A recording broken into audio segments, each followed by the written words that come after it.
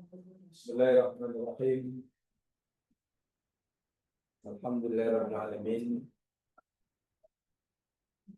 Wassalatu wassalamu ala asyrafil anbiya wal mursalin. Nabiyina Rasulina Muhammad wa ala alihi wa ashabihi ajma'in. Rabbi shrah li sadri wa yassir li amri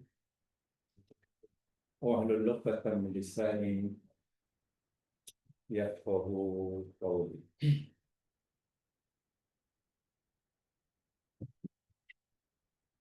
Dengan melafazkan Bismillahirrahmanirrahim,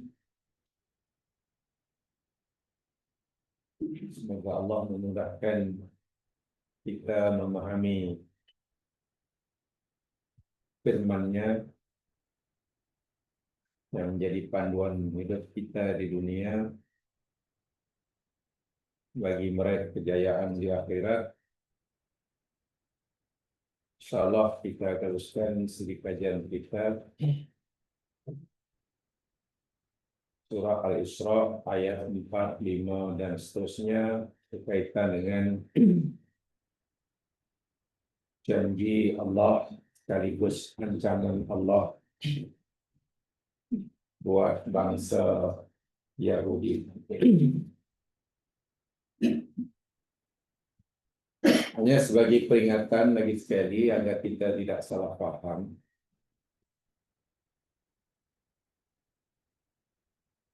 Apakah orang Yahudi sekarang ini termasuk keturunan Nabi Yakub? Kita bila bicara tentang Yahudi, kita tidak mungkin mengabaikan Bani Israel. Tapi pertanyaannya, adakah orang-orang Yahudi hari ini yang rupanya tinggal di negeri Israel, negeri Haram Zionis itu, mereka ini keturunan Nabi Yakub atau sebagai Bani Israel? Kalau kita anggap itu, wah, kita salah besar.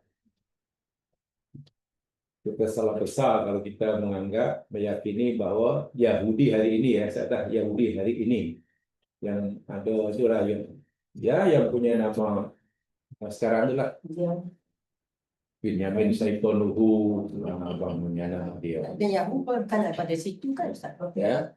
Artinya Ini pertanyaan dia agar orang Islam ni tidak terlalu mudah terpedaya dengan propaganda mereka. Tiap hari kita tak pelajari. Contohlah penggunaan kalimat Israel sebagai negara, itu pun sebenarnya merangkap kita orang Islam. Kan? Sebab Israel nama Nabi Yakub alaihissalam. Tapi mereka jadikan nama negara mereka yang dunia mengaku jahat. Sehingga kita hari ini bila sebut Israel, dalam hati kita ada rasa seronok ataupun benci pada orang Islam. Itu nama. Coba di sini kita sebenarnya sudah terperangkap. Yang keduanya, kita tertipu juga. Mereka selalu menonjolkan bila sebut Palestin atau Masjid Aqsa hanya ubah warna kuning itu, kan? Dome of the Rock itu saja. Wah, itu ya Allah, hanya sekian persen daripada keluasan yang disebut Masjidil Aqsa itu. Jadi seakan-akan kita hanya akan mempertahankan yang itu, Dome of the Rock. Bukan itu. Itu hanya sekian persen daripada keseluruhan. Sekarang yang ketiga ini, mereka selalu melaungkan bahwa mereka ini keturunan Bani Israel. Jangan sampai orang Islam terperangkap ini karena Kita seorang Muslim, saya bacakan ya dalam bahasa Arabnya. Laisa kullul yahud al-yawm min bani Israel bimakna tarikhi li kalimah. Tidak semua Yahudi hari ini adalah keturunan Bani Israel dalam pengertian sejarah. Dari aspek sejarah, tidak semua orang Yahudi hari ini keturunan Nabi Yakub. Keturunan Nabi Yakub, anak cucu Yakub itu Bani Israel lah. Fal Yahudiya dinun laisa farqan. Karena Yahudi, istilah Yahudi daripada dahulu hingga hari ini, sebenarnya adalah agama, istilah agama, bukan etnik.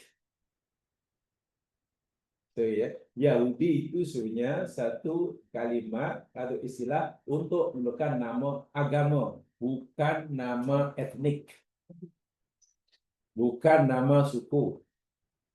Macam Melayu itu nama agama atau nama etnik? Etnik ya. Kalau Islam, agama. Macam itu lah. Yahudi itu nama suku. Apa namanya? Nama-nama agama, bukan nama suku, bukan nama etnik. Wa yata'allafu yahudu yaum min majmu'atin riqiyah mukhtalifah. Dapat didianah al-Yahudiyah abad tarikh. Dan orang Yahudi hari ini terdiri pada pelbagai kumpulan etnik, yang telah memeluk agama yang Yahudi sepanjang sejarah. Yakni, saya ulangi, orang Yahudi hari ini terdiri pada berbagai kumpulan etnik, bukan yang memeluk agama yang disebut Yahudi. Jadi namanya agama Yahudi, tapi pemeluknya terdiri pada pelbagai etnik, berbagai suku, berbagai bangsa. Sedangkan Bani Israel ini sebenarnya satu atau banyak Bani Israel? Kalau suku Bani Israel sebenarnya merujuk pada satu bangsa atau banyak suku atau suku satu? Satu lah nama Bani Israel. Namanya Bani Israel. Jadi siapa saya punya turunan darah nasab dengan Nabi Yakub. Nabi Yakub. Bainama Bani Israel hum dzurriyyatun Nabi Yakub alaihissalam. Sementara sementara Bani Israel adalah keturunan Nabi Yakub alaihissalam. Fa inna Yahudiyya tadumu abna'a Bani Israel. Oleh karena itu, agama Yahudi termasuk keturunan Bani Israel, ya, walakinnaha tadumu aidan al-katsir minal ashabil ladzina tanaku diyana walam yakunu min sulalati Bani Israel al-asliyah.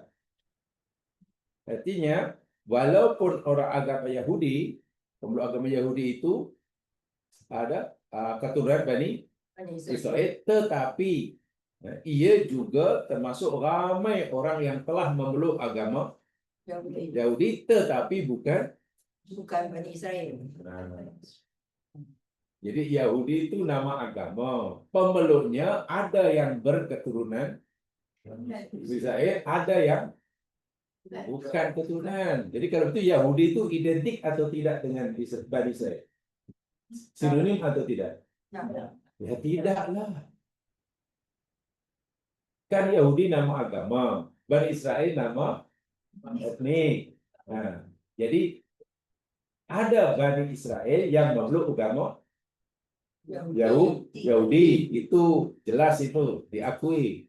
Tapi tidak semua orang yang memeluk agama Yahudi ini Bani Israel. Sebab itu tidak boleh sebut Yahudi itu Israel itu. Tapi mereka sebenarnya haram menggunakan Israel itu bagi mereka. Kalau tanya lah umpamanya sih, Benyamin Saitonhul. Kalian darah siapa? Bukan sekali itu. Ishak Robin umpamanya. Atau tanya siapa lah. Ya, mungkin darah siapa ini? Ustaz, jadi perkataan Al-Yahud dalam Quran itu bukan eksklusif masuk dari saya kan. Loh, karena Yahudi adalah nama agama. Sebab itulah perkataan Yahudi, mari kita pelajari ya, Yahudi, sebut Yahudi Al-Quran pasti digunakan pula dalam konotasi yang negatif. Ya. Sehingga Allah nyatakan la'anallahul yahud. Allah melaknat Yahudi. Dalam Quran tidak ada la'anallahu bani Israil. Tidak ada. Paham ya? Jadi kita boleh sebut umpamanya Yahudi laknatullah alaih. Boleh. Boleh. Tapi Allah melaknat Israel. Janganlah. Israel itu nama Nabi macam mana Allah laknat. Tapi Ustaz kata Yahudi itu agama dia. Ya. Betul Allah melaknati. Ya. Karena mereka agama yang menyeleweng. Mereka adalah agama yang menyeleweng. Sehingga pemeluknya itu semua yang bermeluk agama Yahudi agama yang bayangkan kan Quran katakan qalatil yahud apa maknanya?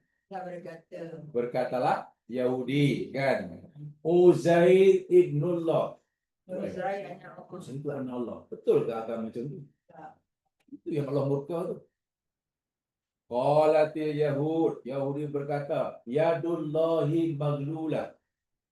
Tangan Allah di belenggu. Benar dia tuduh Allah bakil, pelukik.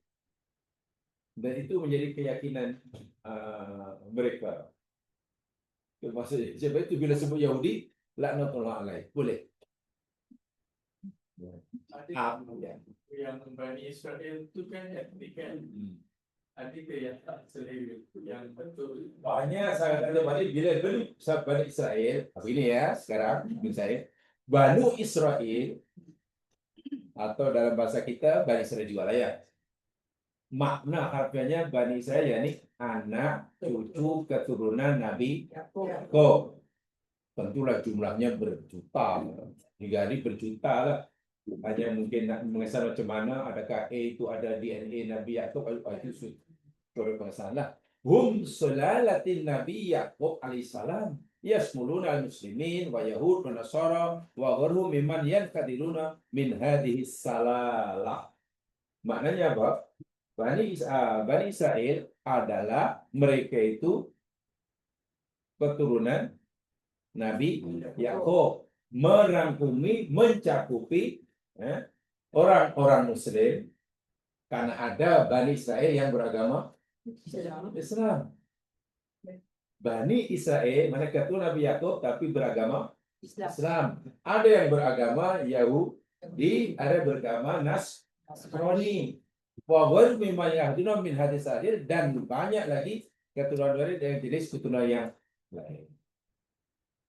Contoh umpamanya pada zaman Nabi, jelas-jelas sahabat ini berdarah Bani Israel dan itu disahkan namanya Abdullah bin Salam. Abdullah bin Salam itu darah Bani Israel, bahkan asalnya Rabi Israel. Apa? Rabi Yahudi. Apa Rabi?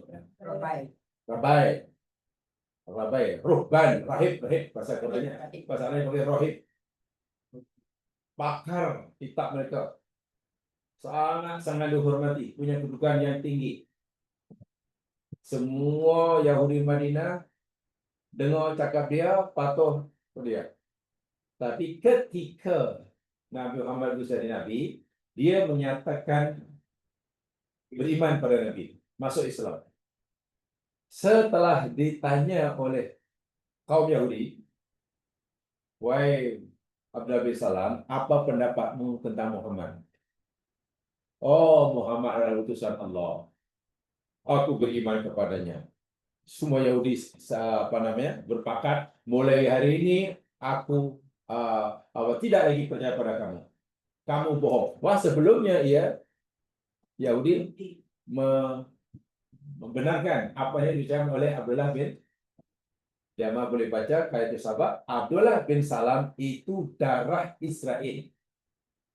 Sebelumnya memeluk agama namanya Yahudi.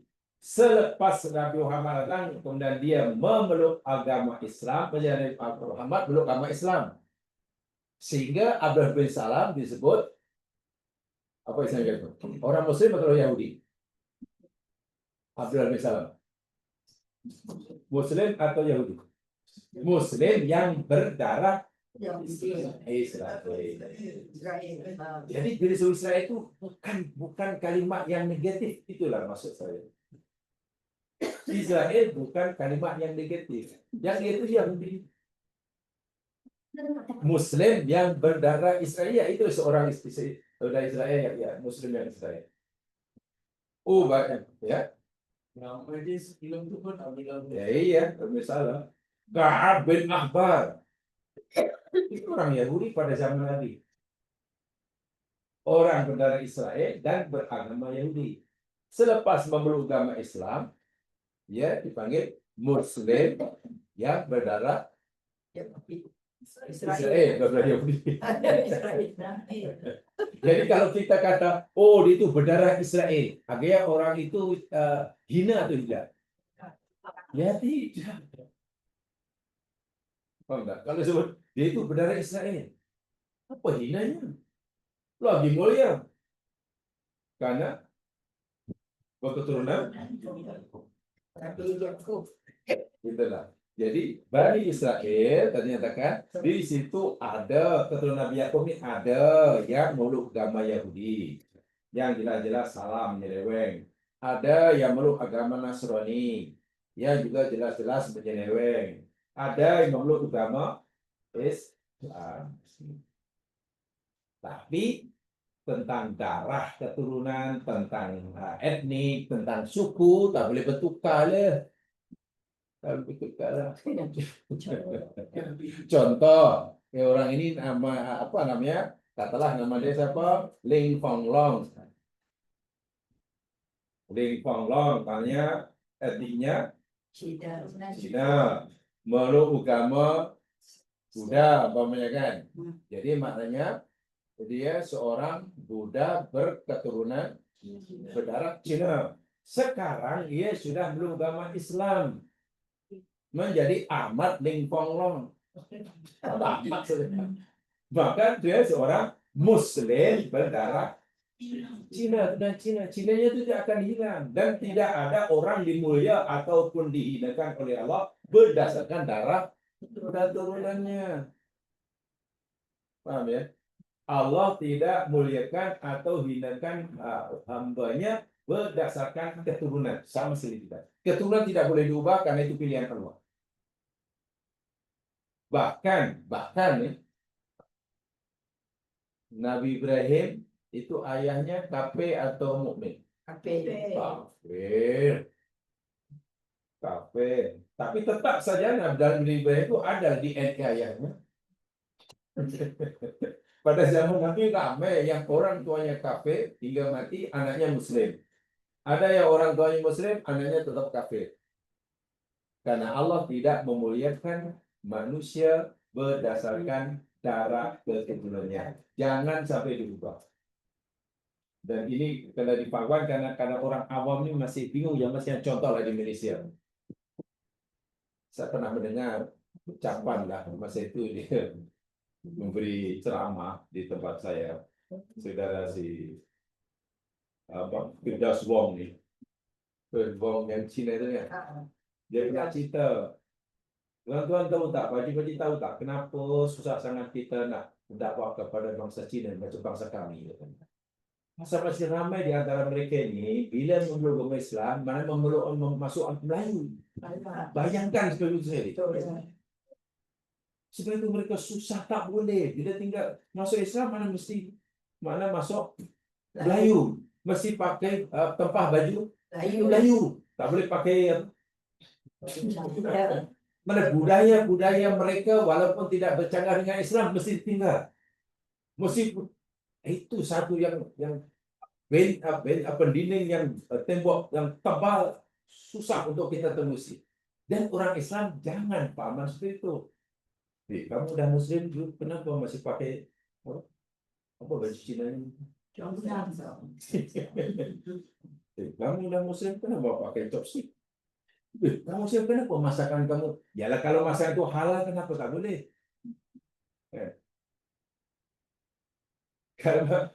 Kalau masakan itu halal, kenapa tak boleh? Hanya tradisi mereka seperti itu. Inilah apa namanya, perlu dipahami benar-benar. Perlu dipahami benar-benar. Sebab apa? Jika tidak, ya itu tadi, kita akhirnya membenci sesuatu yang sepatutnya kita benci, atau kita memuji sesuatu yang sebenarnya kita tidak patut memujinya. Jadi pada zaman Nabi contohnya itu Abdullah bin Salam itu Israel, berdarah Israel. Ka'ab bin Ahbar, faman aslama minhum salama minal yahud wa sara min bani Israel faqat. Maka bila orang-orang berdarah Bani Israel telah memeluk agama Islam yang asal Yahudi, maka mereka bukan lagi Yahudi, tetapi sudah jadi Muslim, dipanggil Muslim berdarah Israel. Dan banyak sekarang. Jadi tidak, maknanya kita tidak harus memandang sebelah mata lah kepada Muslim yang berdarah Israel. Sebab Israel bukan nama yang buruk, bukan nama yang keji, nama mulia. Israel adalah nama Nabi Yakub kan? Bahasa Ibrani yang singkat Israel. Israel. Israel. Ini ada dua kata-kata sebenarnya. Isra dan Il. Isra dan Il. Bahasa Ibrani, bahasa Hebrew. Isra itu dalam bahasa Arab Abdul. Il dalam bahasa Arab jadi Allah. Mereka il itu Allah. Jadi Israel kalau dalam bahasa Arab Abdullah. Oke tak oke? Kalau ada orang Islam punya anak dan dinamakan Abdullah itu oke? Boleh? Ada orang komplain? Sekarang kalau ada orang Islam, Pak Haji pula, Tok Imam pula, punya cucu dari nama Israel, oke? Sepatutnya oke kan? Berdasarkan ilmu oke. Tapi budaya tidak menerima karena biasanya orang pemahamannya inilah yang saya maksudkan. Pak Imam tergamak bagi nama cucu Israel. Kita tak Israel dikutuk oleh Allah. Nah, tengok. Jadi dah salahnya terlalu jauh. Itu bahaya bagi saya. Wah, Israel di mana? Abdullah. Ya. Kalau ada nama Ibrahim memberikan nama anaknya Ismail. Jadi pun juga ada dua juga. Ismail itu orang mendengar hampir sama. Il itu Tuhan.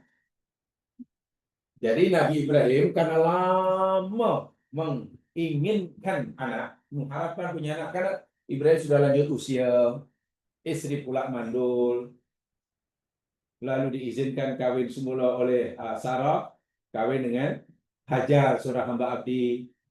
Dengan izin Allah, Ibrahim dapat anak. Berpuluh tahun dia berdoa kepada Allah, minta anak, merasa doanya didengar oleh Allah, dikabulkan oleh Allah. Anak lelaki yang lain diberi nama Ismail. Allah Maha mendengar. Itu bahasa Hebrew kan, bahasa Hebrew. Nah, kalau nama Ismail oke pula, tak ada masalah. Haji Ismail, oke. As-Syekh Al-Hafiz Al-Imam Al-Haj Ismail, bagus pula. Tapi kalau As-Syekh Al-Imam Al-Mukarram Israel, saya kadang ada rasa, ini masa belajar dulu ya, guru saya berpesan, kamu tak merasa bersalah kadang. Kamu tak rasa seram kok bila menyebut apa nama Israel tiba-tiba rasa apa? Benci. Benci itu dosa itu. Israel pertama nama Nabi yang ada maknanya Abdullah. Itu bagi saya, Masya Allah. Luar biasa. Itu yang disepakatilah walaupun orang Yahudi yang jelas-jelas jahat, ya, mengartikan Israel ini bukan Abdullah. Isra kata mereka itu yakni apa ya? Bulat. Apa bulat? Alah, bergelut. Belut. Macam gosi itu apa namanya? Macam wrestling kan? Gosti. Belut. Apa bahasa? Stick lah. Ya, wrestling itu apa bahasa Melayu? Gusti. Gosi. Mana bukan Wrestling. bertumbuh ya, Wrestling. ya wrestling lah. Bukan sumo. Nah, jadi kata Yahudi, paling paham Yahudi ni, Israel itu maknanya bergulat, bergelut, berdusi itulah. Oh. Itu maknanya Allah. Jadi mereka yakin bukan main jahat. Dahulu Nabi Yakub pernah bergelut, bergusti dengan Allah dan menang. Tak jahat macam mana aja, Pak. Dan itu ada dalam kitab apa mereka, dalam kitab apa namanya Kejadian, Takwin dipanggil. Itu Takwin, kitab suci mereka kan ada macam-macam bagian kan. Bagian kitab Takwin itu disebutkan bahwa dahulu Nabi Yakub ini pernah bergusti dengan Allah, berlawan dan menang, sehingga nama Israel. Kan kurang asam punya orang. Itu pemahaman di atas sekarang. Ya, itulah kitab mereka sekarang. Sementara yang benar sebenarnya dalam bahasa mereka Israel itu Abdullah. Mulia. Jadi, tapi saya yakin termasuk di negeri inilah, kalau ada orang Muslim lah punya cucu diberi nama Israel, pasti heboh dan mungkin tak tahu lah pendaftaran negara terima dia. Agak-agak lah. Nak daftar anak ke data pendaftaran. Nama siapa aja? Israel. Coba apa sebenarnya yang menyebabkan penyebabnya? Penyebabnya karena salah paham yang sudah berturun-temurun, gitu kan? Sudah terlalu turun sehingga orang yang sangat mulia, kan Israel bisa nabi kan, tapi karena ada generasi berikutnya anak yang telah menyalahgunakan jahat, kan? Sehingga kemuliaan orang ini tidak dianggap menjadi tidak baik. Jadi itu bagi saya sangat mana ya? Ini kalau kita bicara di tanggung jawab ilmiah ya, lainlah kalau dia berpikir buruk, lain cerita namanya berpikir buruk. Jadi kalau kita bicara daripada si tanggung jawab ilmiah, itu biasanya dalam kalangan golongan ilmuwan berdiri memang tak timbul, karena itu baik-baik. Kamu suka kata suka menyukai, kamu tidak boleh timbul rasa tak suka kepada manusia yang paling berbeda. Dan itu sering kali berlaku karena salah paham atau mungkin karena kita kurang maklumat yang sebenar tentang. Jadi kalau katakan adakah Yahudi hari ini, katalah keturunan Bani Israel, jawabannya tidak, karena Yahudi adalah nama agama, bukan nama etnik. Oke. Adapun dalam agama Yahudi ada yang berdarah Bani Israel, itu iya. Tapi tidak semua yang belum agama Yahudi itu berdarah Israel. Kan? Ya contohlah ada orang Rusia dari mana yang dahulu yang Yugoslavia, macam mana dia orang. Lagi pula Bani Israel tidak semuanya beragama Yahudi. Karena orang-orang Bani Israel ada yang beragama Yahudi, ada yang beragama Nasrani, dan ada yang beragama Islam. Dan mungkin adalah dengan beragama Buddha, kayak dengan ayatnya dulu. Boleh dipahami ini sebagai apa? Penjelasan tambahan saja supaya kita tak terjebak kepada pahaman-pahaman yang. Coba saya ingat dulu masa guru saya menjelaskan ayat ini agak lama lah kan sehingga pertanyaan yang saya sekarang masih ingat, kamu merasa bersalah atau tidak bila sebut Israel kemudian timbul rasa benci? Ada rasa Israel benci. Israel kurang, Israel untuk kurang Memang. waktu saya, iya. Karena kita tak paham, tak salah paham kan?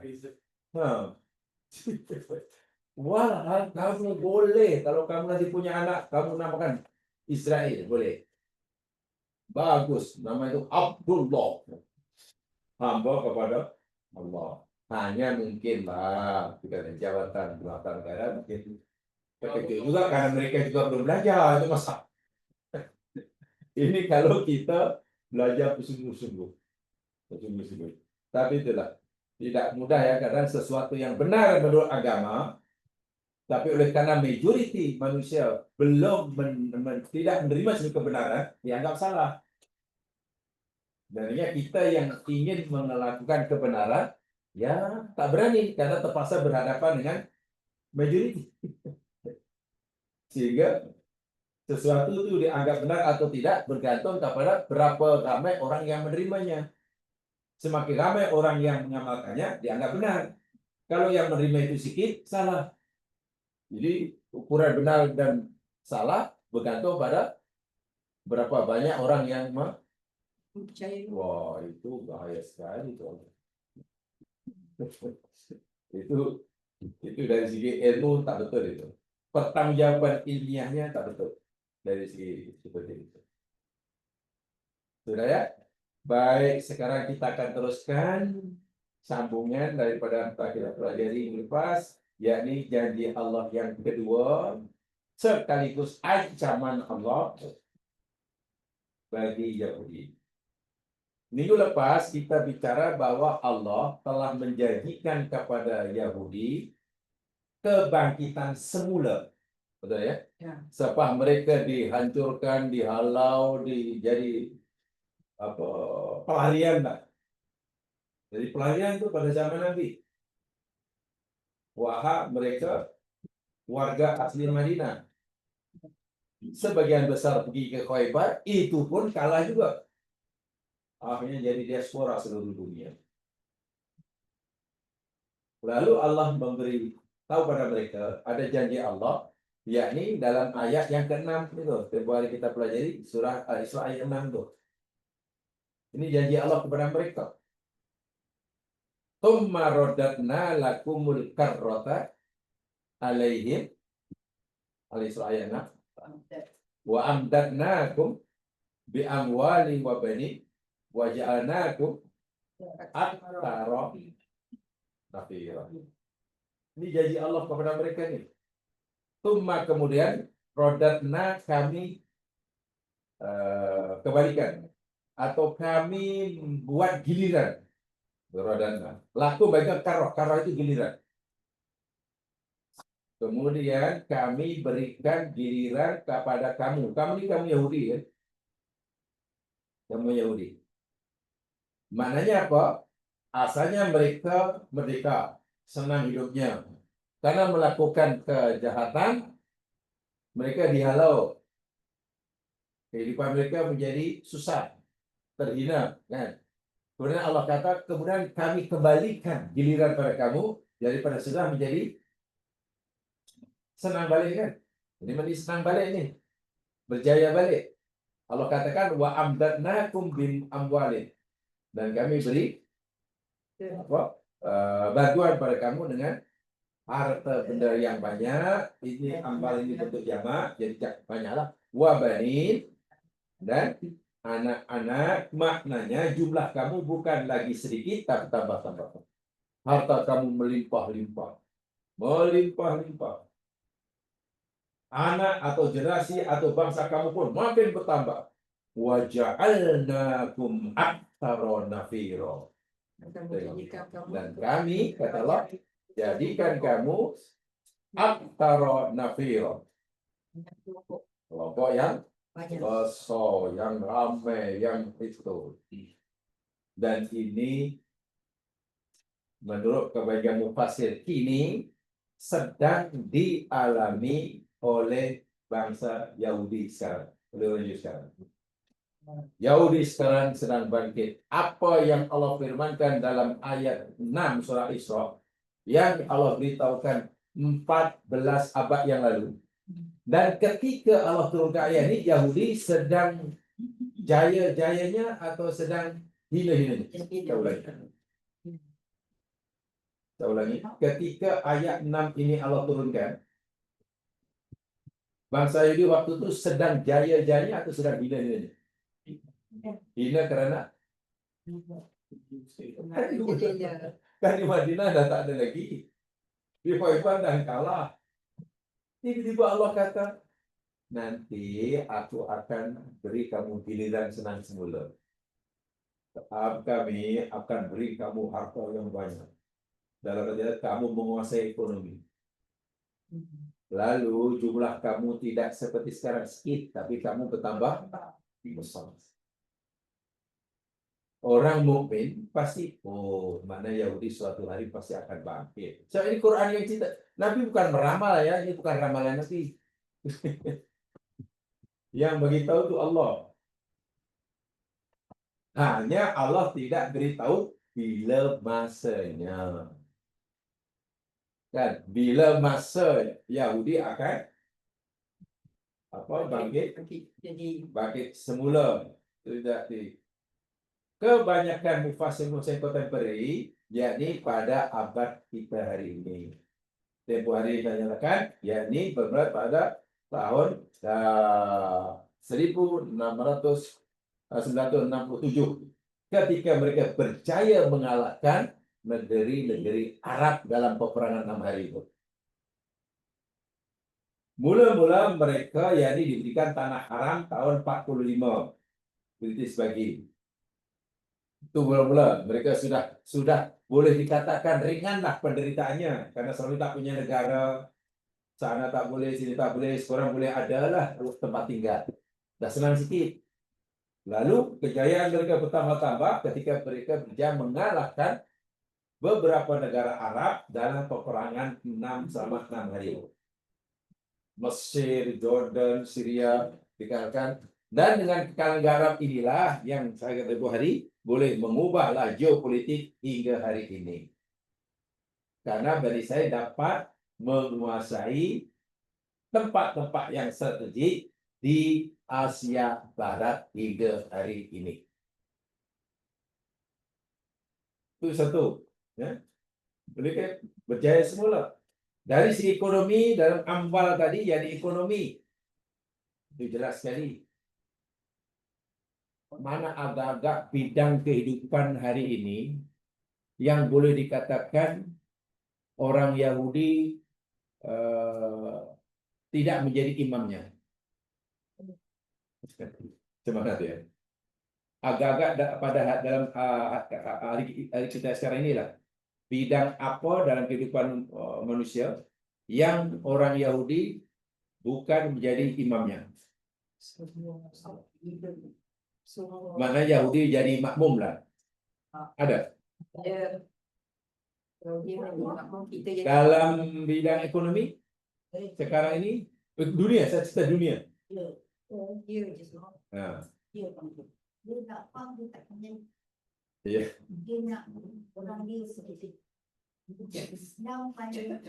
Dalam bidang ekonomi, adakah Yahudi jadi pemimpinnya atau pengikutnya? Dunia, ikut dunia. Pemimpin. Dalam dunia teknologi? Dalam dunia perubatan? Dalam dunia media massa? Coba, aku berpikir. Sebab itu ulama masih kontemporari, ayat ke-6 itu berlakunya hari ini. Wahai Allah telah janjikan 14 abad yang lalu. Ketika Allah janjikan ini, Yahudi masih dalam keadaan yang paling hina. susah. Tapi Allah Subhanahu wa taala telah beritahu suatu hari nanti kamu akan jadi bangsa yang bangkit semula. Allah sih kata amdatna, aku beri kamu amwal. Amwal maknanya, tapi justru inilah yang sekarang yang menjadi punca yang di asbab Yahudi nanti akan melakukan kerusakan kali yang kedua. Kebangkitan yang Allah berikan kepada bangsa Yahudi, ini kebangkitan ayat 6 nih, itulah justru yang menjadi sebab mereka melakukan kerusakan yang kali kedua yang Allah telah beri amaran pada mereka dalam ayat ke-45 itulah. Yahudi pasti akan melakukan kerusakan 2 kali. Dan bila nanti telah kamu apa aku katakan, kami akan hantar pada kamu hamba-hamba kami yang sangat kuat. Mana kan kalahkan kan? Dikalahkan. Dari mana kita tahu bahwa kemewahan yang Allah berikan pada Yahudi sekarang, kepintaran, penguasaan dalam bidang apa saja kehidupan hari ini, menjadi asbab mereka melakukan kerusakan. Maknanya kemewahan bukan membuat mereka menyejahterakan dunia, tapi malah Merusak. Coba aja mas sekalian. Yang menguasai teknologi persenjataan katalah hari ini lah. Yahudi kan. Bermacam-macam senjata yang dicipta lah. Itu untuk kedamaian atau untuk gaduh? Untuk gaduh. Kita jangan fikir kemajuan teknologi hari ini lebih banyak memberi manfaat kalau kita berpikir lebih berskala besar. Masalahnya sangat dahsyat.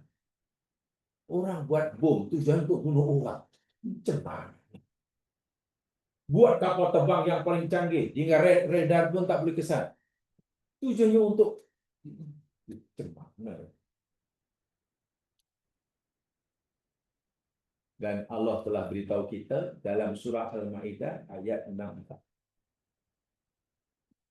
Tengok. Ini berlaku hari ini. Tapi Allah telah beritahukan dahulu.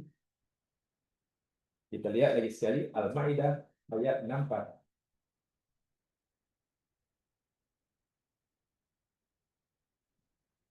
Ini kaitannya dengan Al-Isra ayat 6 tadi ya. Jadi untuk kembali kita kaitkan dengan Al-Isra ayat 6.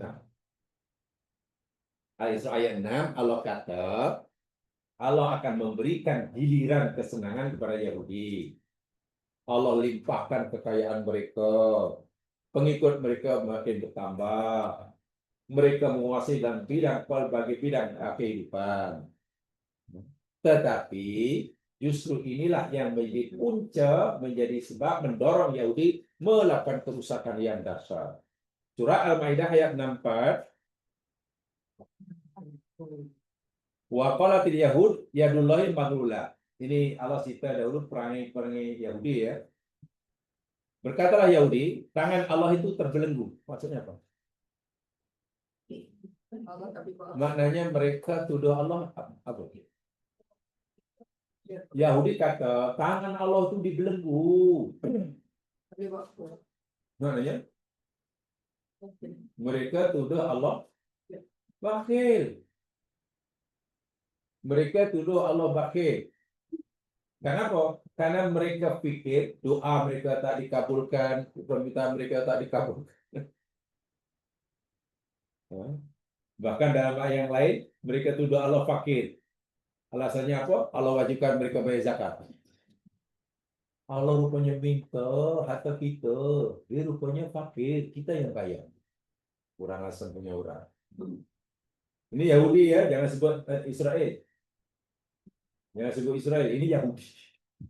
Ghullat aidihim. Allah jawab, Allah respon. Tujuan mereka ini Allah respon. Ghullat aidihim.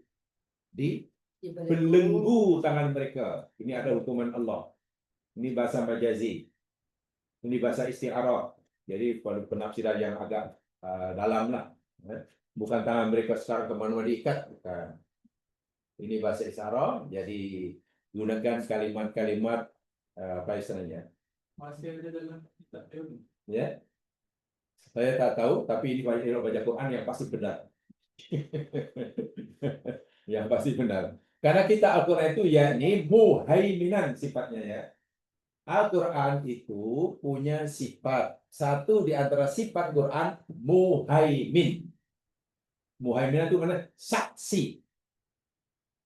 Mana-mana kitab sebelum Quran, bila yang ada dalam kitab sebelum Quran itu benar, Quran akan mengakui kebenarannya. Mana-mana kandungan kitab sebelum Quran yang menyeleweng, Quran akan perbetulkannya, meluruskannya. Jadi Quran itu muhaimin itu dalam ayat yang lain. Yaitu mana kitab Yahudi atau Nasrani yang isi kandungannya betul, sebagaimana wahyu Allah berikan kepada Nabi Musa dan Nabi Isa, Allah Al-Quran membenarkannya, mengiyakannya. Oh iya, memang begitu. Sebaliknya, bila isi Taurat dan Injil bercanggah dengan apa yang Allah berikan kepada Musa dan Nabi Isa, Quran akan meluruskannya, membetulkannya. Jadi kalau kita tahu mana yang paling betul, ya Quran tak payah dari mereka. Itu maksudnya. Tangan mereka dibelenggu. Ini bahasa kalimat metafor ya. Jadi ya tafsirnya mesti bersifat metaforik. Walu'inu bima qalu. Apa itu? Dan mereka dilaknat dengan sebab mereka tuduh Allah bakil, tuduh Allah fakir. Itu dosa yang sangat berat tuh. Sehingga menyebabkan Allah timpakan laknat. Laknat maknanya apa ya? Jauh dari rahmat. Maknanya Allah sikit pun rahmat Allah tidak Allah berikan pada mereka. Sehingga apa saja yang Allah berikan pada mereka itu bukan bukti kasih sayang Allah buat mereka, tapi bukti kemurkaannya. Dipanggil istidrajnya dalam bahasa. Bal yadahu mabsutatani. Bahkan kedua tangan Allah itu mabsutatani.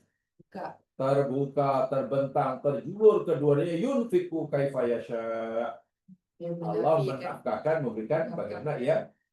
Maknanya Allah ini Al-Karim, Maha Dermawan. Yabsutu, mabsutu, mendalam. Siapa yang minta, Allah bagi. Ud'uni astajib lakum. Wala yazidanna katsiran minhum. Ini Allah cerita tentang kejahatan-kejahatan Yahudi. Wala yazidanna katsiran minhum.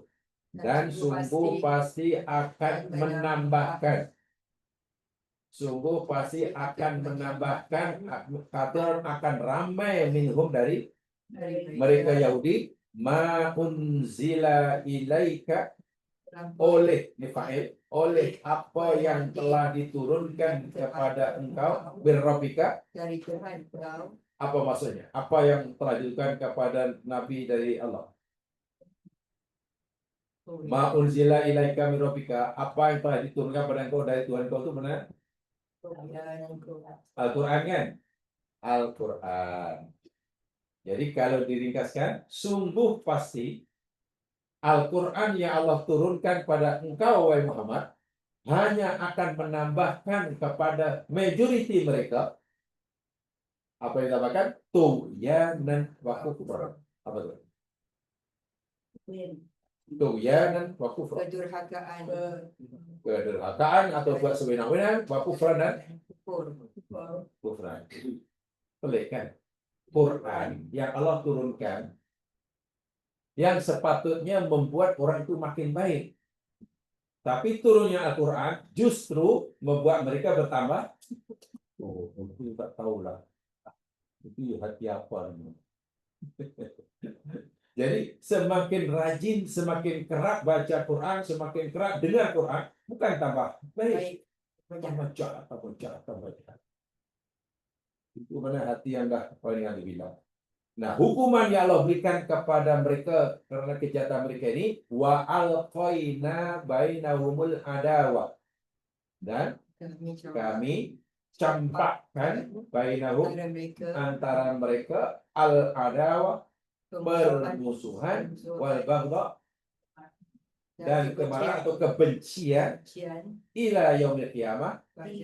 hingga hari kiamat. Apa maksudnya kan? Ini kita sudah ada tanda-tanda nanti, ada kaitan dengan ayat berikutnya. Janji Allah yang kedua. Maksudnya apa? Allah telah menetapkan buat mereka ini bahwa mereka adalah bangsa yang akan sentiasa berperang, bergaduh, saling berjenis, tidak ada keyakinan, tidak ada kepercayaan. Bainahum antara Dari mereka. kali di situ Allah gunakan alqoina, alqo. Apa mana alqo? Campak. Campak memberikan maksud apa kayaknya? Campak. Alqo.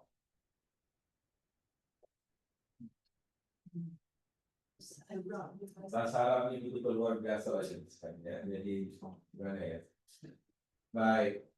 Ada kalimat Roma. Campak. Yarmi. Ya. Roma yarmi. Ada alqo. Yulqi. Oke. Alqo yulqi. Roma yarmi artinya balik. Tuh kalau di Mina itu ada Romyul Jumroh. Maknanya balik, Melontar. Roma itu melontar balik. Jumroh, melontar. Alqa pun maknanya melontar membalik juga. Sama-sama ada benda di, tapi itu dari segi bahasa makna sama, tapi pengertiannya lain. Roma yani hanya baling itu saja. Kita tak tahu kesan daripada balingan itu. Atau batu atau benda yang kita balingkan itu akan jadi apa kita tak tahu. Sebab yang kalimat Roma hanya menunjukkan adanya perbuatan membaling melontar. Tapi kalau alqa dia bukan sekadar memberitahu kepada kita ada perbuatan melontar membaling. Sebaliknya benda yang kita baling itu kalau batulah.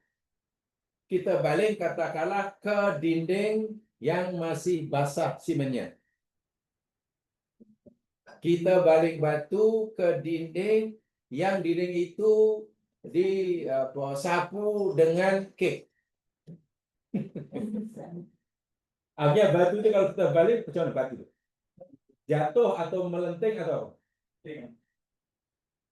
Dinding itu basah, simennya basah, topang pula melekat, bukan melenting. Nah, kita baling batu ke dinding. Dinding itu masih basah, simennya belum kering dan tebal pula. Jadi kalau kita baling, batu itu akan Nah, bila benda yang kita baling ke tempat itu melekat, itu namanya alqa. Paham? Kalau Roma tak ada makna melekat tuh. Yang penting hanya baling.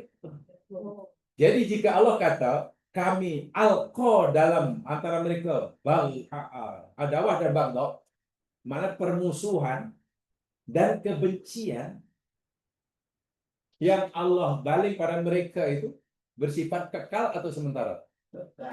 Kekal masa melekat.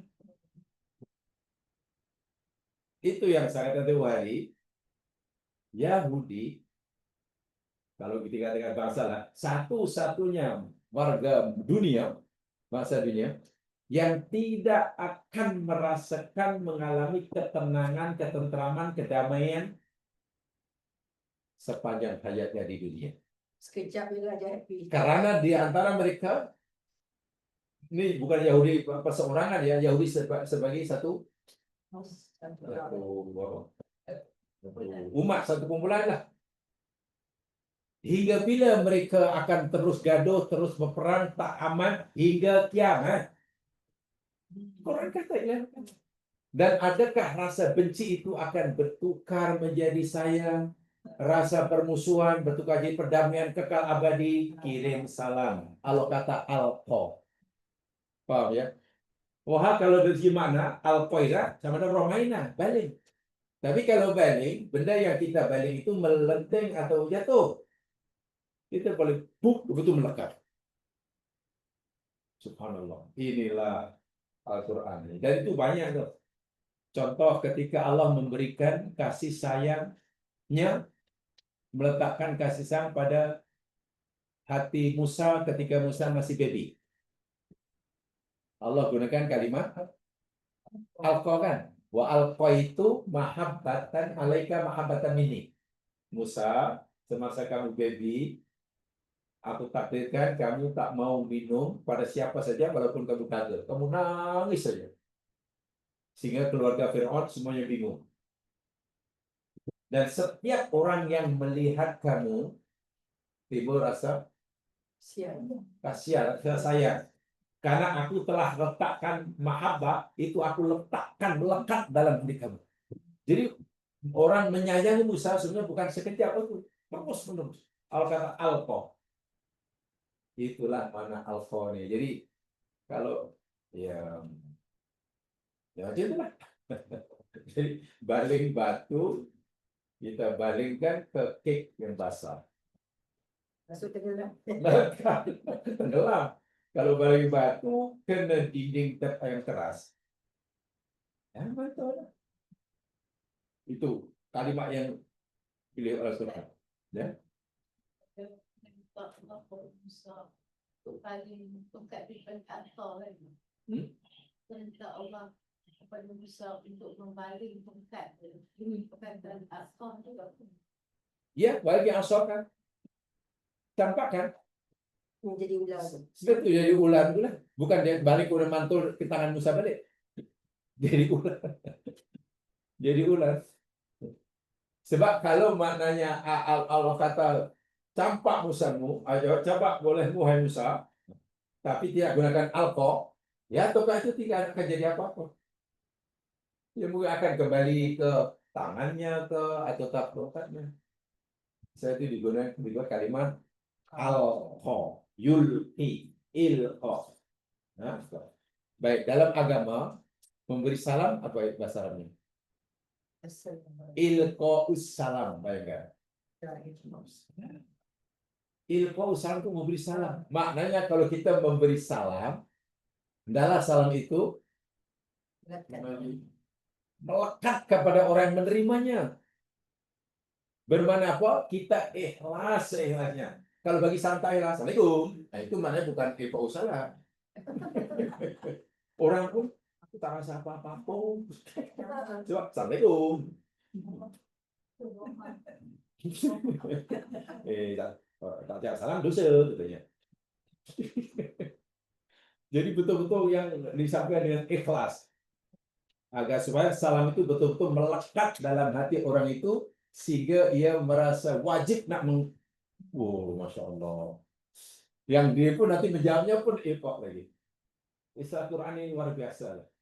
Sangat luar biasa. Alqa. Walaupun alqa ini sebenarnya kepada kalimat keduanya lakia. Ya. Lakia mana bertemu kan? Bertemu, berjumpa. Jadi kenapa bertemu berjumpa dalam bahasa lakia? Liqa. Ya, kalau itu bertemu dalam penuh dengan kemesraan. Kalau bertemu untuk gaduh namanya bukan liqa.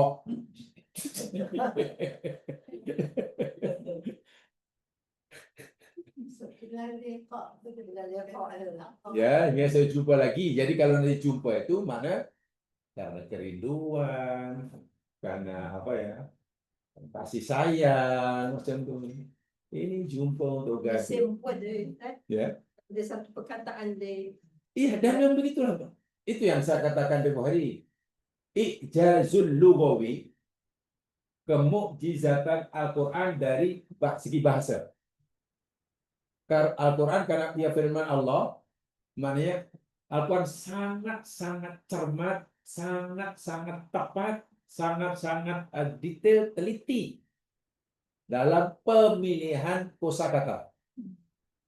Ayat ini sepatutnya gunakan word apa? Yang di sini gunakan word apa? Itu dijaga sungguh oleh Al-Quran. Dan ialah itu firman Allah. Sehingga orang-orang kafir yang pakar sastra pun bingung melihat Al-Quran. Iya, ini nak kata syair bukan, nak kata saja bukan. Tapi ini orang-orang sastrawan kafir ya, nak kata ini karya Muhammad, mustahil Muhammad ini tak baca tak tulis. Tapi nak meyakini mempercayai itu apa daripada Allah, mereka tak mau. Ya, dia bingung sendiri dalam mereka. Ada semacam apa ya? Nak menerima firman Allah, dia tak mau. Nak mengatakan itu karangan Nabi Muhammad, mustahil. Kalau orang sendiri maknanya hatinya akan mengalami apa tuh? Ya, tak tenang lah kan. Ada konflik yang luar biasa tuh kan. Kullama, setiap kali. Karena mereka ini tadi ya, orang yang diberi kelebihan, kemampuan, kekuasaan, tapi kekuasaan dan kelebihan tadi disalahgunakan untuk apa? Merusakkan, malah jadi sombong. Kullama, setiap kali auqadu nar, mereka menyalakan api lil harbi bagi peperangan. Bahasa lainnya, setiap kali orang Yahudi yang hebat, yang gagah, yang menguasai pelbagai bidang kehidupan, apa yang mereka tak kuasai, menyalakan peperangan, nak menindas orang lain, nak membuli orang lain, atfa'ahallahu, ini janji Allah. Allah padamkan. Allah padamkan. Allah padamkan. Hanya karena kita ini berpikirnya begini. Kalau Allah padamkan, kenapa hari ini Zionis Yahudi membantai macam tak ada balasan?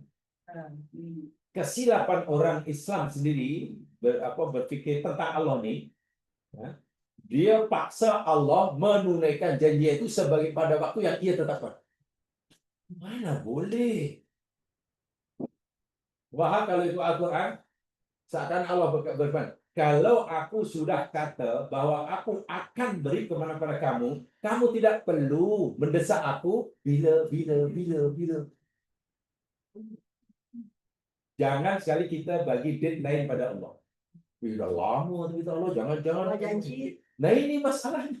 Allah janji. Jangan pikir Allah akan menunaikan janjinya pada waktu yang kita tetapkan.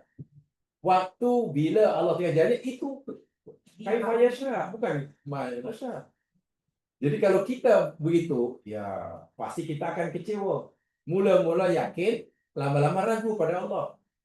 Allah kata, "Ud'uni astajib lakum." Berdoalah kamu, pasti aku akan kenangkan. Aku yakin ya Allah kenangkan. Doa, usaha. Dah pernahlah. Dah berbuih mulut berdoa. Tulang dah reputlah, dosa tapi macam tak ada tanda-tanda. Jangan-jangan setan pandai. Kan betul aku kata. Memang korang kami ni bohong. Dan jangan-jangan memang iyalah memang. Daripada asalnya yakin betulkah menjadi Tak yakin. dari ragu menjadi tak yakin. Dan itu adalah bahaya sekali. Hanya kerana dia fikir Allah lambat menunaikan janjinya. Wahal bila masa Allah akan tunaikan janjinya, itu berdasarkan kehendak dia, bukan kemauan kita. Kalau ikut kemauan kita, doa malam ini, besok pagi makbul. Itulah kesalahan besar sebenarnya. Dan Allah telah ingatkan itu, wa kanal insanu zaluman jahula. Apa itu? Wa kanal insanu zaluman jahula. Dan adalah manusia itu banyak melakukan kezaliman dan banyak botolnya. Manusia ini banyak melakukan kezaliman dan banyak botolnya. Bodoh dan tolol. Kenapa manusia ini banyak zalim dan botol? Allah sendiri menentukan dalam ayat 1 di antaranya, wa kanal insanu ajula dalam surah Al-Isra. Dan adalah manusia ini sifatnya suka tergesa-gesa, nak cepat, nak sekarang. Kalau ada ya Allah, kenapa bukan sekarang? Dah 6 minggu dah doa. Dah 2 tahun. Sepatutnya. Lagi pula ni urgent ya Allah. Urgent. Kalau engkau tak kabulkan juga ya Allah bulan ini, lebih tak payah. Siapa kita punya fikiran? Itu kesalahannya besar dan dosa besar. Iya. kesalahan besar. Itulah, jadi kita kena betul cara kita dengan Allah Subhanahu Wa Taala. Ya contoh inilah, ramai orang kata Allah ini akan tolong orang mukmin. Kata Allah ini akan binasakan Zionis. Tapi kena sudah bertahun-tahun, ribuan orang macam tak ada apa-apa. Ada berkuih lah, ada imam di seluruh dunia. Bulan nazilah. Apa kita nak paksa Allah untuk segera memberikan janjinya pada waktu yang Allah sendiri tetapkan? Apa Allah akan mengikuti masa yang kita tetapkan, yang menurut kita paling baik? Jangankan kita memaksa memberi cadangan pada Allah pun tak boleh.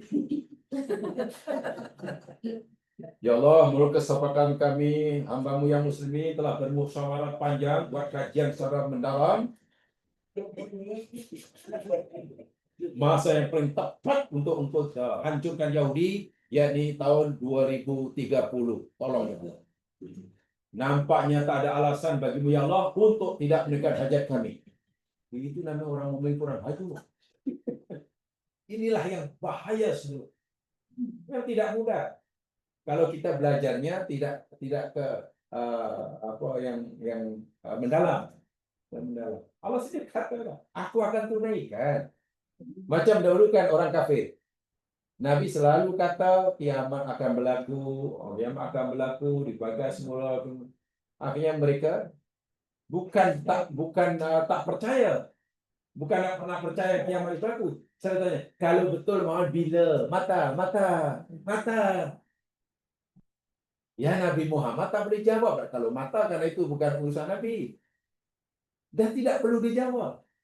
Nah, Quran ada tak? Kalimat mata hadal waktu in kuntum shadiqin. Ada kalimat itu? Apa maknanya? Mata hadal waktu in kuntum shadiqin. Bilakah janji ini?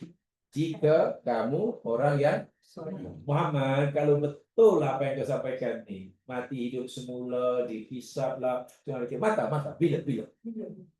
Dan semua ayat yang berbunyi mata hadal waktu itu sedih, bila janji ini akan berlaku, itu semua ayat itu Allah cakap jadi merujuk pada ucapan orang kafir. Tidak ada orang mukmin yang kata mata hadal waktu. Jadi yang suka bertanya mata itu kafir. Ya, Quran. Berat, sangat berat. Jadi kadang jangan sampai orang Islam terfikir itu. Kalau betul lah Allah ini akan tolong. Dia dah lama dah, saya 20 tahun. Dengan 20 tahun itu lama. Ya bagi kita 20 tahun, 30 tahun itu lama.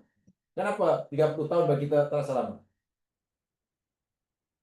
Karena 30 tahun bagi kita, kebanyakan kita separuh umur kita.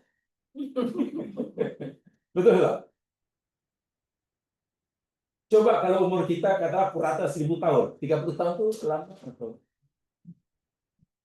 Katalah umur manusia purata 1000 tahun. 30 tahun itu sekejap atau? Jadi kalau umur kita 30 tahun baru masuk tadika, itu pelik atau tidak? Kalau umur kita 1000 tahun, pelik. Katalah umur manusia 1000 tahun.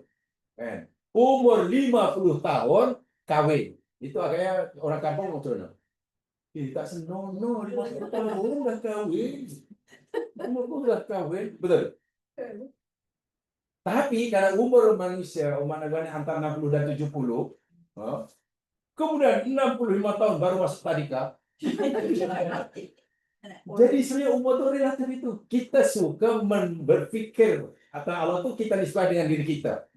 Lama ya lo 30 tahun. Kalau kata macam mana lama? Kamu nisbahkan 30 tahun dengan umur kamu. Coba kalau kamu sian masa itu dengan aku, di mana aku ini tidak oleh masa. Bahkan kalau dikaitkan dengan akhirat, satu hari akhirat sama dengan 1000 tahun. Satu hari balik malaikat 50.000 tahun. Lalu apa maknanya 30 tahun? Jadi kita ini terlalu apa ya? Apa istilahnya? Betul ya Masnya. Kalau rata umur kita 1000 tahun, kemudian ada anak umur 50 tahun masuk tadika, itu biasa. Bahkan kalau 50 tahun kawin nanti orang heboh orang kampung. Tak senonoh sungguh. Dia kata, baru 50 tahun dah kawin. Ini dia. Setiap kali mereka menyalakan api peperangan, Allah padamkan. Mana Allah halang. Maknanya mereka setiap kali melancarkan peperangan, misalnya, pasti akhirnya mereka gagal. Begitulah maksudnya. Sehingga Yahudi ini tidak pernah percaya dalam peperangan apapun. Sementara hidup mereka ini sentiasa berperang, bergaduh, kan itu hingga kiamat. Aman. Tak aman. Melihatnya, setiap kali dia ingin menjajah orang lain, ujung-ujungnya gagal. Hanya bila kegagalan itu jangan paksa Allah tunjukkan sendiri gitu saja. Bahkan dalam doa orang mukmin kadang pelik juga. Ya Allah tolong, ya Allah, ya Allah jangan ya Allah tolong ya Allah. Nih pilot fighter jet mereka ya Allah kasih mereka mengantuk biar mereka insiden. Jangan biarkan ya Allah fighter jet mereka terbang dengan canggih. Pastikan ke pilot yang 50 semua sedang mengantuk dan Allah akan kabulkan macam itu.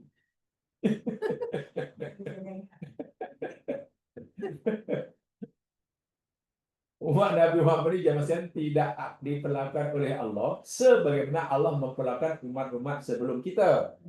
Kalau umat sebelum kita ini Allah betul-betul tunjukkan kuasa itu depan mata. Dalam bahasa Arabnya mukjizat hisiyah.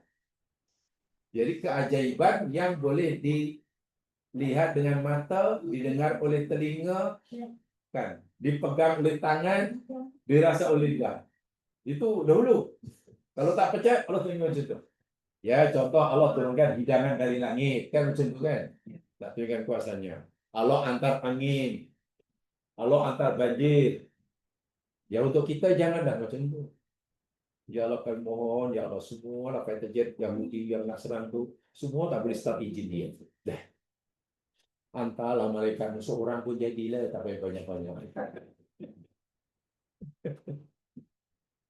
Ketika mereka terbang lancarkan apa namanya tembakannya pelurunya itu antar anginmu ya Allah sehingga kapal banyak terbalik.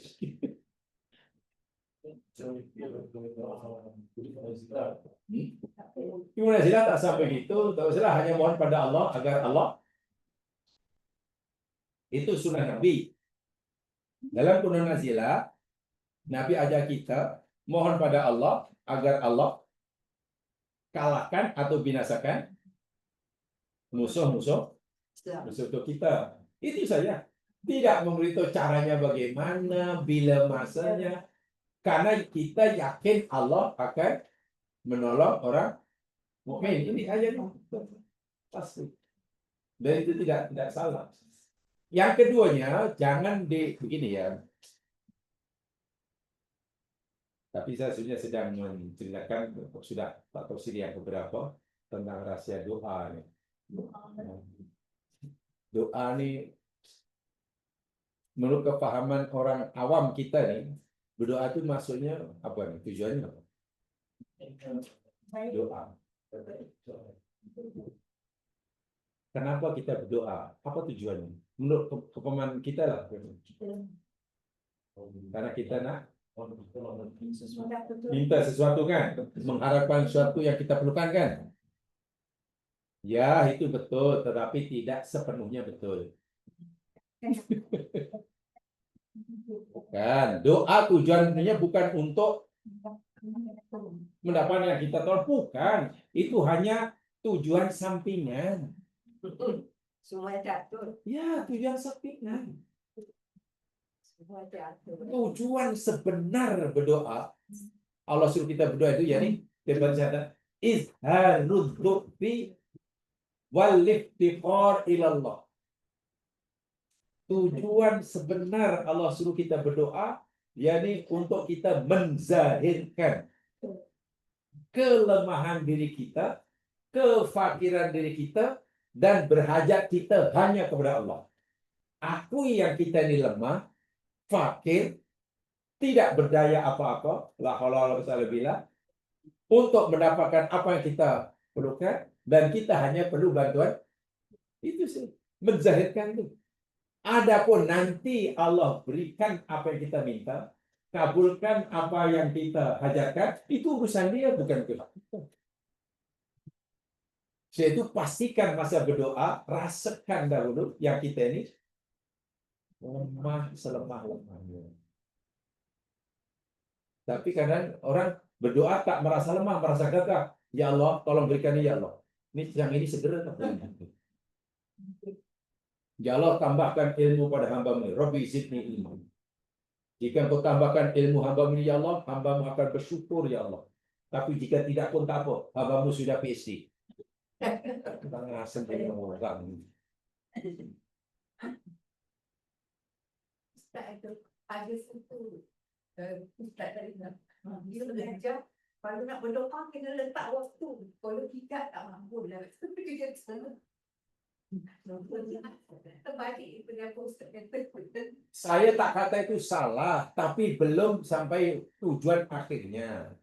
Karena begini ya, belajar ini kan berapa ya?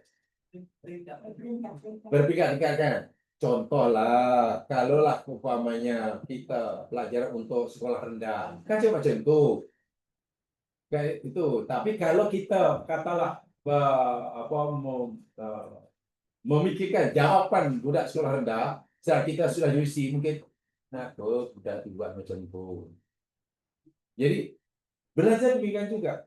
Itu orang yang pada tahap yang paling tinggi, dia pernah kata begini. Ini orang yang muslim lah. Dia kata, in ajabal in aqinallahu ma as'aluhu.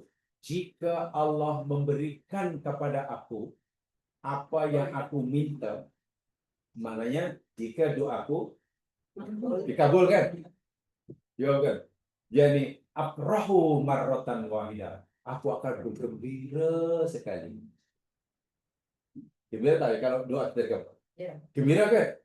Gembira karena kita dapat apa yang kita minta. Tapi wa illam yu'tinillahu ma as'alu.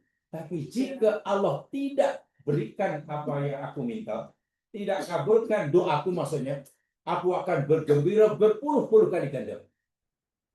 Coba. Pelik tak pelik kalau kita baru belajar sekolah rendah. Kalau Allah tak kabulkan, aku pun gembira banyak kali. Kalau dikabulkan, gembira, sangat gembira. Tapi kalau tidak dikabulkan, lagi apa? Lagi berganda-ganda lah. Lalu muridnya bertanya, ya Syekh, kaifa dzalik? Ya Syekh, kenapa saya kata begitu? Oh begini, sebab jika Allah kabulkan apa yang aku minta, itu sesuai dengan pilihanku. Betul tak? Kita sakit, minta sehat. Maknanya apa yang Allah berikan itu sama dengan pilihan kita kan. Sebab kita boleh sihat, Allah boleh sihat. Ya pasti seronok lah. Takkan kita sedih. Tapi ketika Allah tidak memberikan apa yang aku minta, itu atas pilihan Allah. Untuk aku. Dan pilihan Allah buat aku tentu jauh lebih baik daripada pilihan aku untuk diriku. Coba Anda yakini dengan yang sejenis ini. Betul tak? Jadi akhirnya yang kita lebih harapkan bukan Allah beri sesuai dengan pilihan kita, tapi kita mau Allah memberikan kepada kita sesuai dengan pilihannya. Sama ada Allah memilih untuk dikabulkan atau Allah memilih untuk tidak dikabulkan. Bila Allah memilihkan untuk tidak dikabulkan, itulah yang terbaik buat kita. Dan biasanya kalau orang berdoa tak dikabulkan, dia sedih atau happy? Sujud syukur atau menangis 6 hari. Orang yang sudah berkata itu, bila tak makbul sujud syukur. Ya Allah, rupa-rupanya lah pilihan yang terbaik, ya Allah. Sebab Allah tahu, wahai hambaku, aku sayang kamu. Aku disayang sangat pada kamu. Dan aku tak mau kamu susah. Apa yang kamu minta, menurut kamu itu baik bagi kamu. Tapi menurut aku, kata Allah, itu tak baik. Kalau aku kabulkan, susah. Kamu pasti susah. Karena aku tak mau kamu susah, maka aku tak kabulkan. Jadi tidak dimakbulkannya doa oleh Allah bagi orang yang disayanginya, itulah tanda sayang Allah kepada.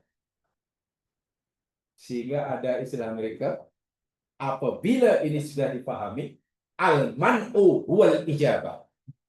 Tidak dikabulkannya doa hamba, itulah sebenarnya kemustajaban doanya. Lagi tinggi lagi itu. Saya tak kata berdoa lalu berharap Allah kabulkan, itu tak boleh. Memang itu permintaan kita. Tapi maksudnya begini, jika kita berdoa dan Allah tak kabulkan, bagaimana perasaan kita? Kalau kita sudah berharap sangat akan dikabulkan, pasti kecewa kan? Lalu siapa kita boleh kecewa dengan perbuatan Allah? Kalau kita jumpa orang minta tolong, orang tak tolong, kita boleh kecewa lah. Dia sama dengan kita. Tapi kalau kita minta pada Allah dan Allah tak kabul, apa hak kita untuk kecewa? Malaikat pun mungkin pelik. Aku pun tak berani kecewa, hanya kecewa. Ini sangat sebenarnya ya tidak mudah lah, tapi itu benar sedikit. Karena jangan sudah tahu dan bertanya saya jawab. Itu ada belajar yang tahap. Mana belajar kena betul. Macam itulah. Ibarat naik tangga itu tangga 1, 2, 3. Bukan tuh melompat boleh. Jadi ya apa? Dan itu ada, semua ada dalam agama Islam. Sebab itu saya selalu mengatakan ya, tempat ya. Ya.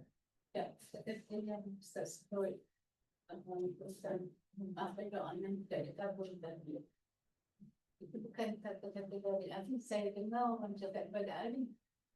Yang kata kalau Allah kabulkan, saya cukup tidak dikabulkan. Bukan. Ali berkata begini, aku tidak dibebankan, tidak diberi bebanan oleh Allah, tidak diberi bebanan Allah tentang kemustajaban doa.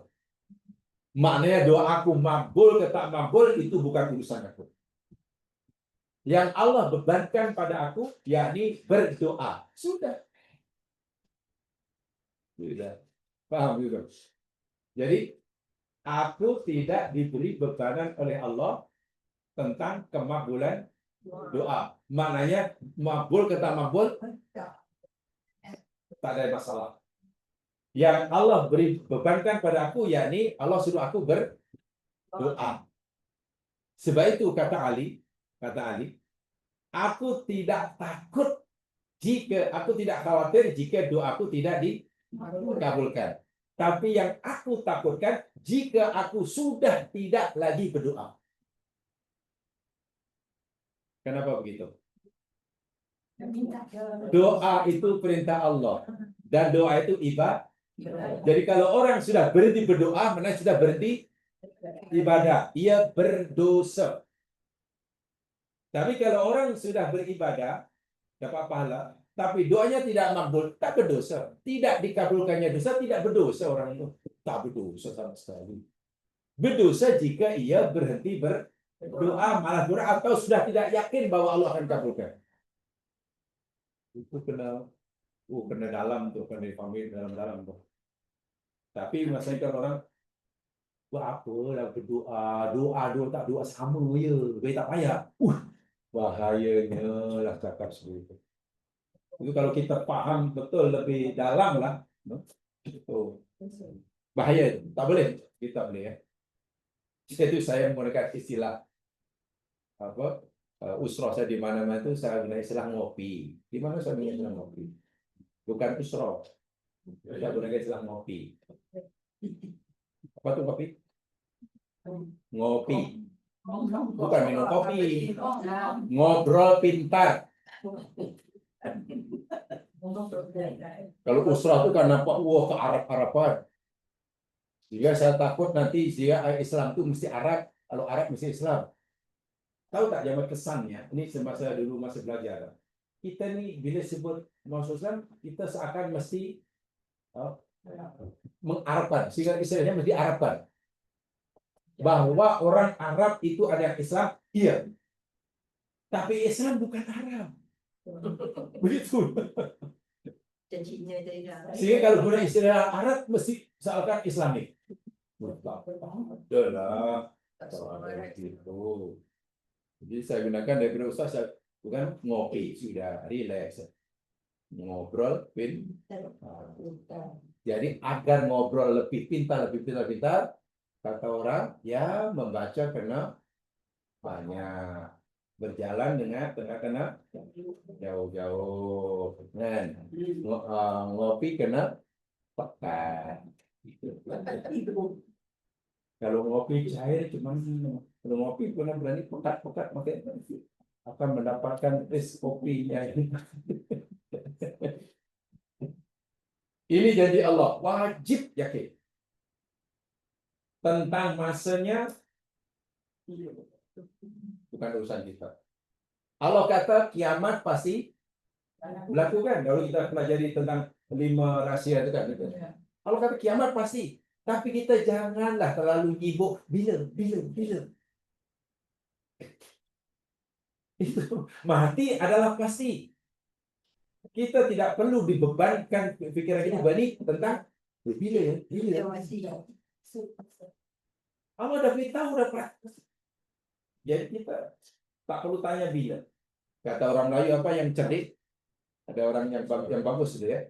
Mati kita tak tahu. Kematian kita tahu bila kan? Kita tak tahu mati itu bila. Yang pasti mati bila-bila itu aja. Kita tak tahu kematian itu bila. Yang pasti mati Bila-bila. ya itu aja sudah. Kiamat tak tahu bila. Tapi yang pasti kiamat bila-bila terpulang pada Allah. Demikian juga ini. Allah sudah nyatakan setiap kali mereka menyalakan api perangan gaduhan oleh Allah akan sekat. Dalam bahasa mudah tafsiran yang lebih dalam. Setiap kali mereka punya niat untuk menjajah orang, membuli orang, penghujungnya pasti mereka gagal. Sehingga bangsa Yahudi Zionis tidak akan mendapatkan kemenangan mutlak penuh hati. Walaupun sedangkan hati mereka sepanjangnya terus-menerus ada rasa benci, musuh dan wa'iyadzubillah. Nah, ini yang Allah nyatakan ya. Mereka diberi kemewahan, kelebihan jadi imam dalam semua aspek kehidupan, tapi malah membuat mereka buat rusak, malah jadi jahat. Ini ayatnya. Wayas auna fil ardi fasadan. Mereka buat kerusakan. yas'ani apa maknanya? Berusaha. Berusaha. Fas'au ila dzikrillah. Apa? Dalam Al-Jum'ah apabila telah dilaungkan azan Jumat. Fas'au ila dzikrillahi wa darul bait. Takkan berusaha, bergegas, bersegera, cepat-cepat, pantas atau apa lagi. Tak boleh sambil lewa, tak boleh perlahan-lahan, tak boleh tangguh-tangguh. Mana mereka Yahudi ini yas'auna, serta bersikap bersegera, bergegas, ingin sentiasa ingin menjadi yang terdepan. Fil ardi di bumi, dalam semua benda. Saya kata tadi, dalam dua teknologi, mereka sentiasa di depan. Karena mereka pantang. Orang lain mungkin baru boleh buat pensel, mereka sudah boleh buat. Umpamanya macam itulah. Realitinya tengok ya. Negara di dunia kebanyakan yakni belum mampu buat persenjataan, tenteraan belum mampu. Kalau boleh pun ya teknologinya masih belum canggih lah. Yang diakui kecanggihannya yakni Yahudi lah. Dari dikatakan. Dan negara-negara yang kaya dan memang tak punya, beli saja, beli kapal lah, beli apa kita kepal lah, beli senjata itu. Tapi tahukah kita, senjata-senjata yang dibuat Yahudi, yang dijual kepada negara-negara pembeli, bukan yang terbaru. Bukan yang terbaru. Ada satu artikel tentang apa namanya penjataan. Itu yang teknologi yang sudah 6-7 tahun yang dahulu. Yahudi sudah ada yang baru. Sedangkan bagi negara yang membeli, ini yang tercanggih. Yahudi yang menjual, aku tahu kelemahan dia. Karena mereka berpikir pantang nampak peluang untuk depan. Yes. Tapi wa'iyadu billah, usaha mereka walaupun memberi manfaat nampaknya, dunia makin senang, kedudukan makin senang, mendapatkan makanan yang senang. Dahulu makanan, ya Allah, pernah pergi kebun hari-hari, sekarang hanya ambil kebun datang, Grab. Itu teknologi apa yang cipta itu? Kan Yahudi kan? Tapi Masya Allah, semua itu disalahgunakan sehingga fasad dan usaha mereka menjadi imam dalam SPD itu malah menimbulkan banyak kerusakan. Kemajuan teknologi lebih banyak rusak. Ya, tengok sekarang alam bumi kita sudah tidak lagi selesa untuk didiami. Kan? Bumi kita sudah tidak selesa untuk dihuni. Kurang tak mesra lah. Cuacanya tak mesra, musimnya tak mesra. Ya. Makanan yang ada satu artikel belum lama, saya dalam 3 bulan lepas, saya baca artikel tentang kesehatan yang dituliskan oleh WHO. Sebagian besar punca penyakit yang melanda umat manusia di muka bumi, sebagian besar berpunca pada makanan. Makanan. Dari itu contoh lah, makanan-makanan segera, makan disimpan, makanan ini, alat menyimpan makanan. Orang kampung apa hari itu ingin buat sayur, petik daripada pokok. Dan untuk dapat sayur dari pokok, bukan dipam bagi budget, bagi chemical. Jadi pokok itu betul-betul tumbuh secara natural kan. Sehingga sehat daunnya dimakan. Kan? Kita rasanya kalau tak fresh, malah freshnya itu di spray. Mengerikan sekali. Dan WHO mengeluarkan satu artikel, menurut kajian dia, punca penyakit yang melanda manusia di seluruh dunia, kebanyakan lah, walaupun satu-satunya, sebenarnya yang berpunca pada makanan. Dan sekarang boleh lihat dalam dunia pemakanan, siapa yang kreatif mencipta makanan? Yahudi. Artinya nampaknya senang, tapi menimbulkan banyak kerusakan. Hiburan merusak, merusak. Telekomunikasi yang sepatutnya bermanfaat sekarang lagi, Allah, banyak kerusakan. Orang mengumpat itu setiap saat. Sekarang ini. Hanya dengan handphone. Dan tak rasa bersalah. Apalagi dengan kemudahan-kemudahan, apa namanya, apa dipanggil itu? Kemudahan aplikasi tentang apa, TikTok, makin canggih. Sesuka dia. Ngeri, sangat ngeri sekali. Ya Allah, ya Tuhan. Yang buat baik, pasal ada TikTok, pahala kebaikannya hapus. Yang tak mampu buat baik dengan TikTok, malah banyak buat salah. Buat dosa. Gimana? Sementara manusia pula pikirannya sudah tidak bersih. Wallahu la yuhibbul mufsidin. Allah tidak suka orang buat. Ayat ini saya katakan ada kaitan dengan ayat 6 surah Al-Isra tadi. Kalau surah Isra Allah kata, wahai Yahudi, aku akan berikan kamu untuk bangkit. Sekarang kamu menderita. Kamu dihalau, kamu tak punya tempat tinggal, kamu lemah selemah-lemahnya, hina sehinanya. Tapi Allah berjanji dalam ayat 6 tadi, kami akan ulangi kebangkitan kami. Kami akan berikan kamu kekayaan yang banyak, dzurriyyat yang. Lalu Allah tunjukkan ini ayatnya, satu di antaranya. Dan ini berlaku pada hari ini.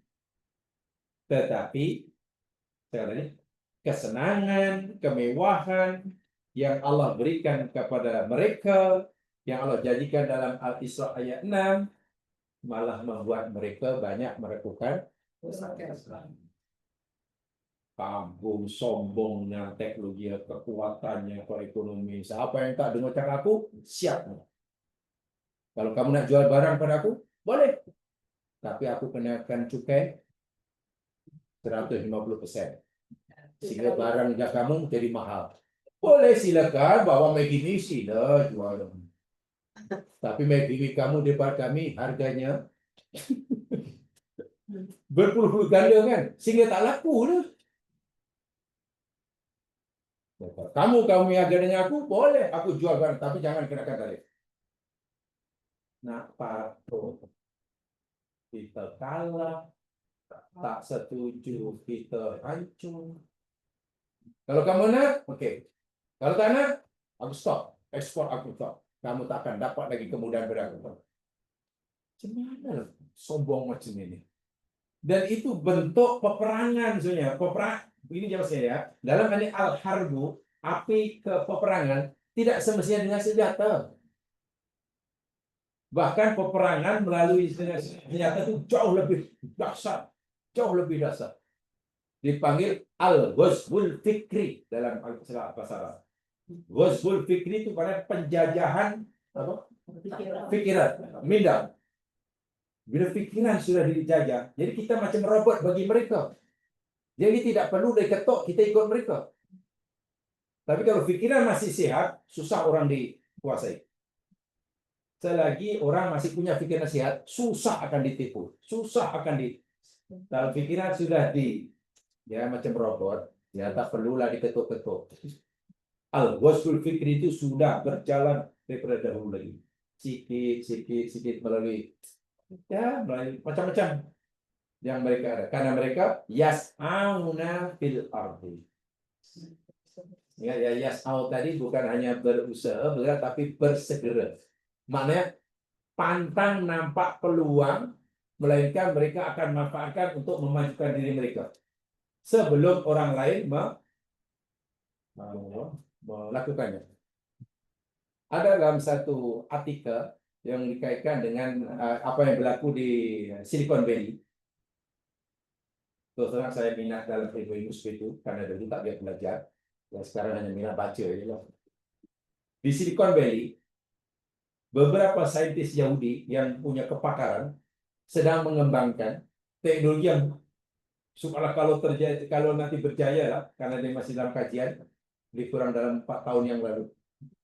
Yakni mereka sebenarnya pergi buat riset ke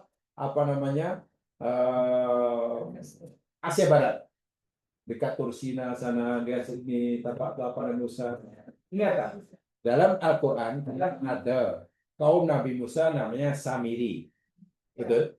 Samiri. Ketika Nabi Musa dipanggil oleh Allah ke Tursina, Samiri ini memperdayakan Bani Israel. Mereka menyuruh Bani Israel mengumpulkan barang-barang kemas mereka yang mereka bawa di Mesir untuk mereka lebur. Leburlah jadi gini, barang kemas ini dijadikan patung anak lembu. Betul? Patung anak lembu. Juga patung anak lembu dan ringkas patung anak lembu itu lau khuar, lau khuar. Dia mengeluarkan kuar itu suara lembu lah. Kuar itu suara lembu. Ya, kalau ayam berkokok, burung berkicau, kambing mengembe, lembu mengkuar.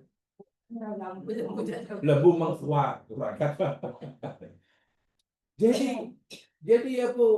Samir ini memang orang jahat. Tengok kaumku, inilah Tuhan Musa, Panasia. Inilah Tuhan Musa itu sebenarnya. Tapi Musa tak sedar. Musa cari ke Tursina. Akhirnya semua ikut Samiri menyembah patung anak lembu itu. Sesat kan? Musa diberitahu oleh Allah segera balik mengamuk Nabi Musa. Lalu si Samiri dipertanggungjawabkan. Salah satu jawaban Samiri dalam Al-Quran itu, macam mana kau bisa itu? Macam mana kau bisa itu? Dia kata ini Rasul. Aku melihat tapak Ini dalam satu tafsir dan yang ditafsirkan itu. Samiri melihat mengesan tanah atau pasir yang pernah dipijak oleh Jibril. Jibril. Mana-mana kawasan yang dahulu dipijak oleh Jibril dalam pertanyaan itu, yakni Jibril kan makhluk yang terbuat daripada cahaya kan? Cahaya itu energi yang tertinggi maksudnya. Bahkan kata Dr. Agung Mustafa, bukan daripada cahaya. Dia Jibril makhluk kuantum, atas cahaya lagi. Makhluk kuantum. Jadi lebih tinggi, lebih powerful lah. Jadi mana-mana yang dituh oleh Jibril itu akan meninggalkan bekas itu. Aku ambil lalu aku campakkan dalam apa? Patung tu. Sehingga itulah patung itu mengeluarkan karena energi itu. Nah, si Yahudi percaya benda ini. Dicari-cari tempat itu dan konon mereka menemukan, lalu dibuat kajian dengan sangat bersungguh-sungguh di Silicon Valley. Kalau dapat ditemukan energi yang tersimpan dalam pasir atau tanah yang apa dipijak oleh Jibril. suatu hari teknologi yang akan mereka cipta jauh lebih dahsyat. Karena energinya bukan energi yang ada sekarang, lebih. Bayangkan, Yahudi sudah begitu kajian dia. Jadi mana teknologi yang ada sekarang ini sudah kira kuno lah. Kalau itu dapat ditemukan. Karena sangat-sangat. Dan mereka yakin, peliknya mereka yakin. Mereka yakin. Suatu hari boleh seperti mana mereka tahu juga sebab itu kisah nabi-nabi mereka. Pada zaman Nabi Sulaiman, kan ada umat Nabi Sulaiman memindahkan apa? Istana Bilqis dari Sabah ke Palestina hanya setengah kelip mata. Bukan sekelip mata. Mana kelip mata kan tutup, buka kan? Itu sekelip kan? Ini tutup belum buka sampai. Jadi setengahnya. Qabla ayat pada ila qatafuk dalam An-Naml.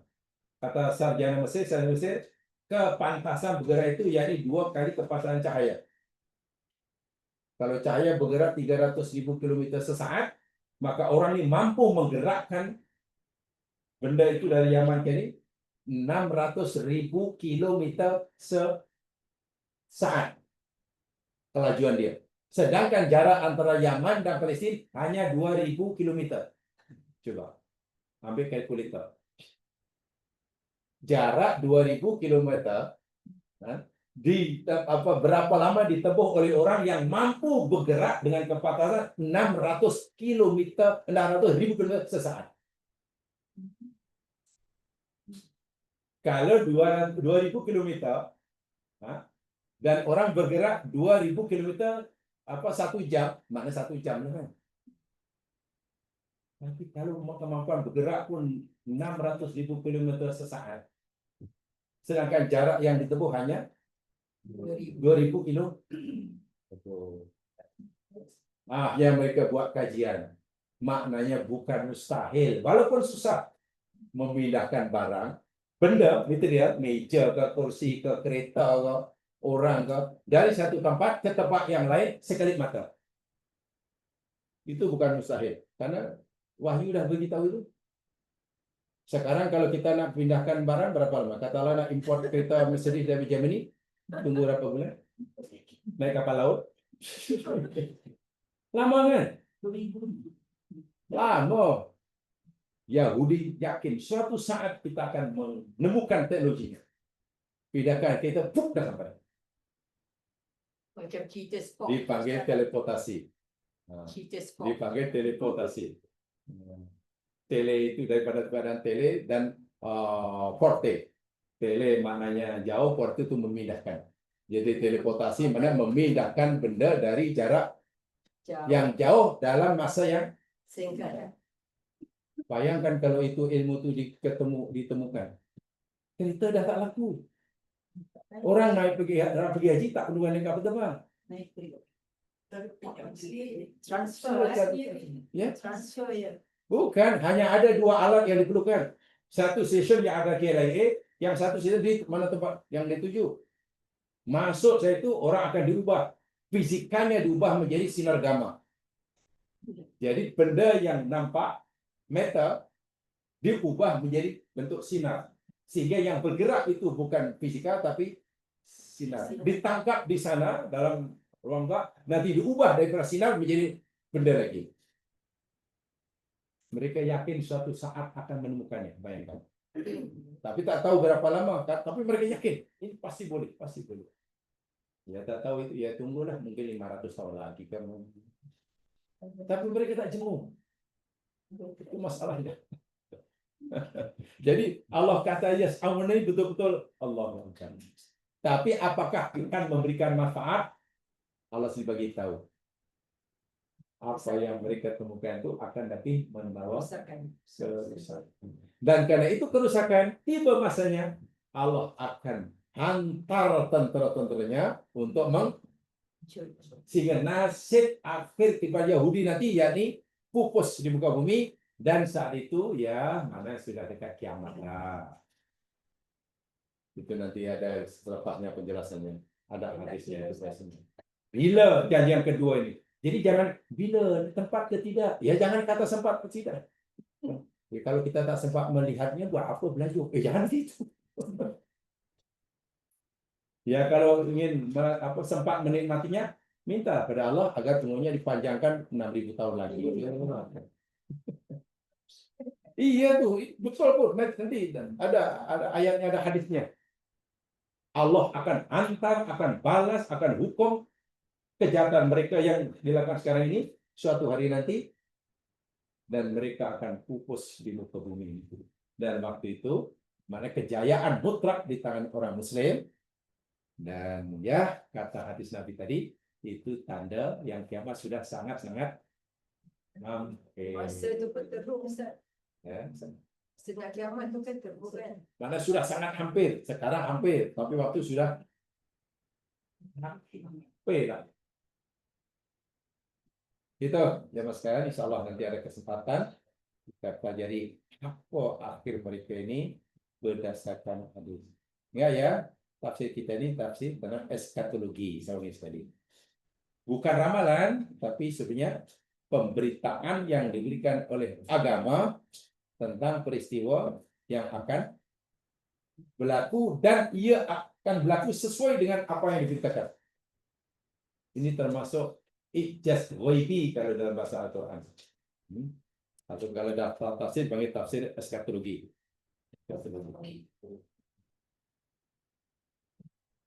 Dan sekaligus ini harapan bagi orang Islam. Berita baik bagi orang Islam. Di orang Islam dan sentiasa bersifat optimistik. Tidak boleh lemah semangat, putus asa, kecewa. Hanya karena permohonannya minggu lepas belum makbul. Allahu Akbar, sederhananya berpikir. Itu terlalu pendek saja. Tapi dan lama dah 10 tahun. Kenapa 10 tahun lama? Ya, pasal umur hanya 60 tahun. Dan sekarang sudah 59 tahun. Jadi kita andaikan saja supaya kita tidak merasakan yang 30 tahun itu lama. Macam mana agar kita tidak merasakan yang 30 tahun itu lama? Bayangkan umur kita 1000 tahun, itu aja lah. Berarti kan 30 tahun itu. Ada orang pergi belanja 30 tahun baru balik. Mungkin orang ngomong, kenapa baru balik? Cepat sangat. Ya pasal umurnya. Dan begitulah cara berpikir. Sebab masalah relatif. Kan masa itu relatif. Jadi kalau kita nak rasa bahawa 30 tahun itu sekejap, bayangkan umur kita kurang 2000 tahun. Jadi jika orang pergi kedai mamak makan berapa 30 tahun baru balik, kita kejut, sekejapnya 30 tahun dah balik.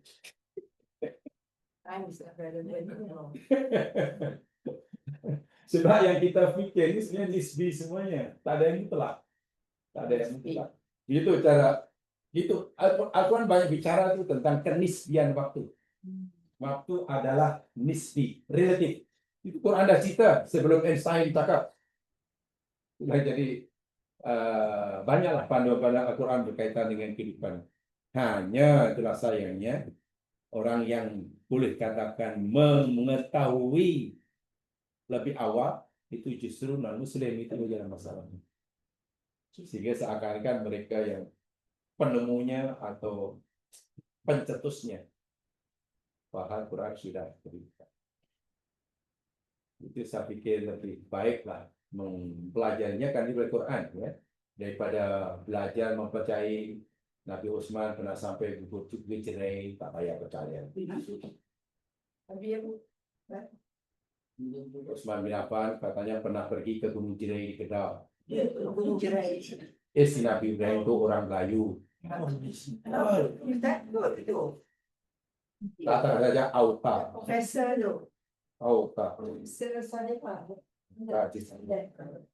Apa tujuannya pun saya tidak tahu. Jika ramai daripada orang cendekiawan supaya ya tempat dia mengajar itu ambil teguran lah. Kalau buat tidak akan teguran. Itu betul-betul ilmu yang tidak bermanfaat sekali. Tak tahu apa tujuannya. Apa tujuan ingin membanggakan orang Melayu? Lalu Al-Ghazali pernah berkata, jangan kamu membanggakan jangan kamu membawa perabot rumah yang mahal ke dalam rumah yang masih rusak bocor sana sini. Maksudnya apa mereka membanggakan kejayaan generasi sahabat pertama Islam bukan, tapi kamu sendiri sekarang merempat tepi jalan. Tapi gunanya itu yang dahulu jasa orang dahulu. Jadi beliau punya dengan kalimat yang sangat sinikal, jangan membawa perabot yang mahal ke dalam rumah yang masih rusak sana sini. Kalau itu yang lebih utama, betulkan dahulu rumahmu. Bukan membanggakan kursi nak bawa masuk. Orang Islam sekarang yang paling benar jadi membetulkan nasibnya, kemundurannya, kejahilannya. Buat apa kita membanggakan kejayaan orang dahulu? Itu pun kalau betul. Kalau betul itu kejayaan orang dahulu. Lebih-lebih lagi jika yang dijaga itu bukan kejayaan orang dahulu. Hanya dongengan 1001 malam. Jadi elok belajar macam mana buat belacan supaya dapat tambahan bersih. Betul ya Mas, saya setuju sangat. Ada gunanya. Ada gunanya. Hanya pelipur lara malangnya karena majoriti kita ini masih suka dongengan pelipur lara, menarik. Gitu lah. Coba kalau kita biasa dilatih berpikiran kritikal, ada percaya ilmiah, ya tak minta langsung. Kalau ditanya apa itu katanya, katanya. Dalam agama tak boleh katanya, faktanya, bukan katanya. Coba kalau kita hidup ini berdasarkan katanya, ya, hancur kita. Dalam hidup dapat di faktanya, bukan katanya. Kalau katanya kan bahaya kan, apalagi hanya depa kata. Nabi kata wa karihallahu kila waqala. Allah benci sungguh budaya kila waqala. Apa kila waqala? Apa kila? Dikatakan. Qala berkata. Allah benci kata Nabi budaya kila waqala. Depa kata. Budaya katanya itu Allah benci. Itu ada hadisnya. Bukan fakta. Jangan ya katanya dia mengatakan dia bohong. Coba. Itu Nabi dah ingatkan. Jangan budayakan kila waqala. Depa kata, atau rasa-rasa.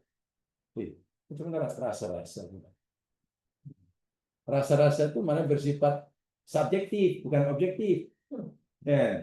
Kan rasa-rasa kan. Menurut A, rasa-rasa yang dirasa oleh A tak sama dengan apa yang dirasa oleh B. Itu namanya subjektif. Kebenaran tidak boleh bersifat subjektif. Kebenaran mesti bersifat objektif. Itu kalau kita berpikir kritis dan kritikal sesuai dengan Al-Quran dalam surah Az-Zumar. Quran mengajar kita berpikir mesti kritikal. Dan tidak mudah ya kritikal. Wallahu a'lam. Itu saja. Insyaallah kita sama yang lain. Janji yang kedua ini belum habis. Jadi Saya bersamakan janji Allah pada bangsa Yahudi bangkit semula. Tapi dengan sebab kebangkitan itu mereka malah membuat mereka jadi jahat. Nah, kejahatan itulah yang Allah nanti akan balas dengan lebih pro. Dan waktu itu menjadi penamat kehidupan Yahudi di planet bumi. Yang kali keduanya. Ya, itu kali kedua. Tapi jangan kemudian kita harap sangat itu tahun 2040 ke jangan. Yang sekarang ni tahun yang kali kedua lah tu. Wallahu a'lam. Sadaqallahul adzim. Innal insana lakhusr illa alladziina aamanu wa bis-salihati wa tawasaw bil haqq. Assalamualaikum warahmatullahi wabarakatuh.